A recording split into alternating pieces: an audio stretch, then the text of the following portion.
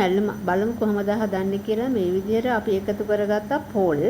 ඊට පස්සේ මිරිස් කුඩු, කැලේ මිරිස්, කහ, ලුණු, ගම්මිරිස්.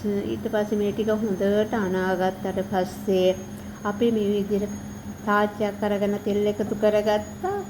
උළුහාල්, අබ, ඊට පස්සේ කරපිංචා එකතු කරගත්තා. මේ ටික තෙලේ ටෙම්පරාදු වෙනවා.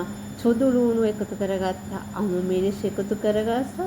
ටිකට කපාගත්ත බීලුණු ටික හොඳට එකතු කරගෙන තක්කලිත් දාලා හොඳට ටෙම්පරාදු වුණාට පස්සේ හොඳට හොදගත්ත හාල් මැෂ්ටු ටික එකතු කරලා හාල් මැෂ්ටු ටික තෙලේ ටෙම්පරාදු වෙන චොට්ටක් කරවෙන්න දීලා අපි හදාගත්ත පොල් ටික එකතු කරගන්නවා. මෙන්න මේ විදිහට තමයි හාල් මැස්ස මැල්ලුම. ඇත්තටම මාර රසයි. හරි ඉක්මනින් හදාගන්න පුළුවන් රස ගුණ දෙකම.